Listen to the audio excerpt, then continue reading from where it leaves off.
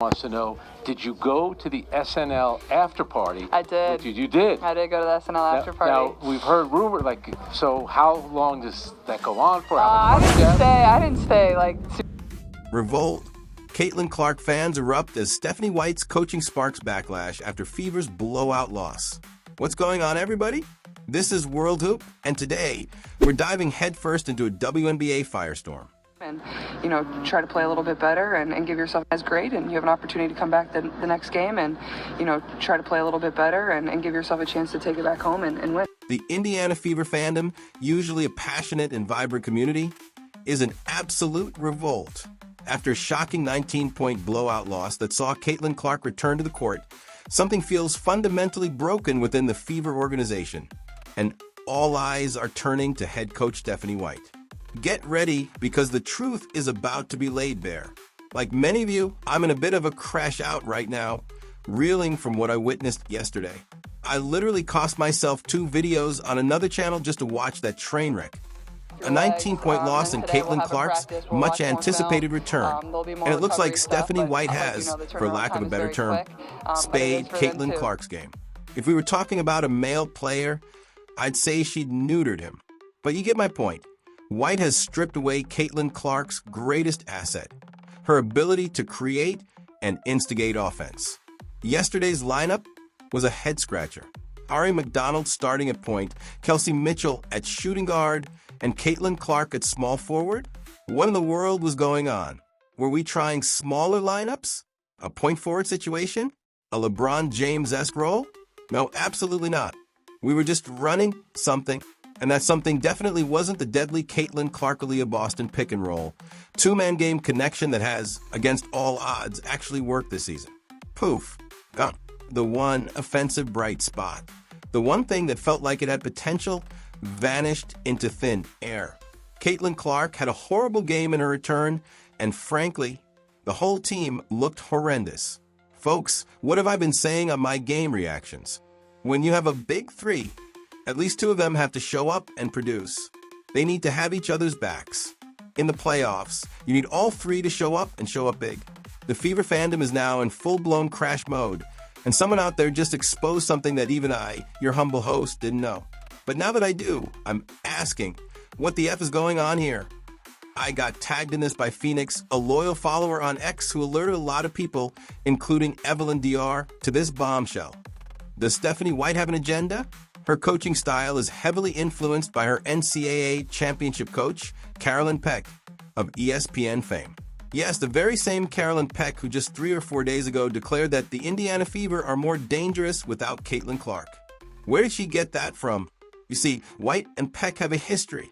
They won an NCAA championship together at Purdue, with Peck as head coach and White as her star player. Peck even joined White's staff at Vanderbilt. This close connection, this shared philosophy, is now raising serious red flags for a significant portion of the fan base. Now, you want to see a great way to fracture the Fever fandom? It's happening right now. You've got the old WNBA fandom and some old Fever fans who simply will not tolerate any negativity about Stephanie White. And I have to ask why. It doesn't matter if she's a great coach in theory. If that great coach doesn't know how to utilize the skills of your absolute best player, then she simply cannot be your coach. I mean, at the end of the day, I'm here to play basketball, and that's my job. That's what I'm going to do. I was excited. Honestly, the review took too long for me. I wanted to get playing basketball again, and that's... In fact, how great can she truly be if she can't even harness the most powerful weapon in her arsenal? Seriously, do you think Phil Jackson ever told Michael Jordan, Kobe, or Shaq, "Nah, we're good"? Tonight, we're going to concentrate on Horace Grant getting all the looks. Holy smokes!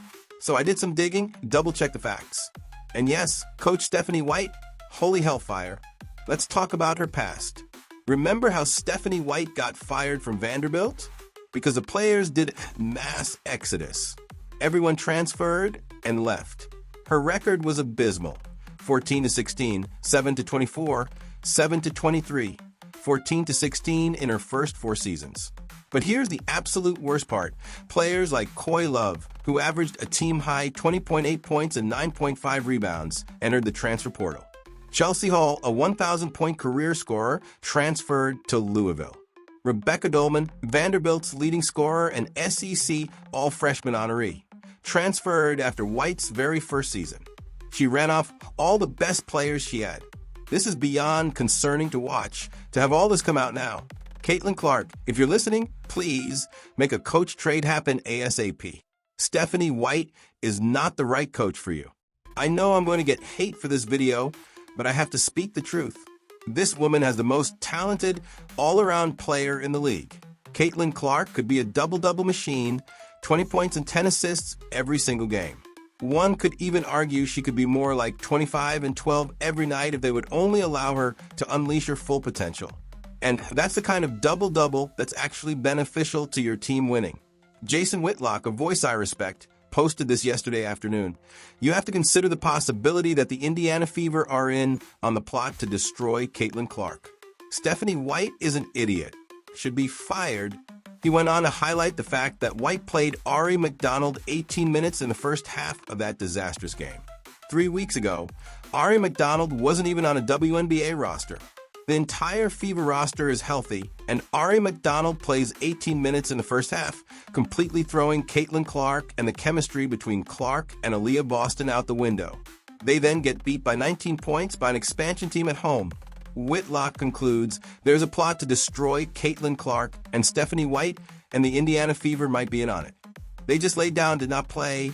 Someone needs to walk Stephanie White into a room and say, hey, look here, baby girl, I know you and Lisa Salters got this thing going on, but Ari McDonald is not Lisa Salters' daughter. That's not her niece. That's not a baby version of Lisa Salters. That's a woman who should be lucky she's on a WNBA roster. There's no way she should be in our starting lineup with a healthy Caitlin Clark. It's nonsensical. I mean, I love Ari McDonald, I do. But it's just plain illogical to have her starting with Caitlin Clark healthy. Could there be times when Ari could possibly run point and Caitlin move to shooting guard? Maybe. But that should be a fractional situation, a temporary adjustment, not a consistent starting lineup choice. Unless they plan on no, Caitlin Clark should always be the instigator of offense on this team, the primary distributor and instigator, whether it's her scoring or her distributing the ball in the way we know she can.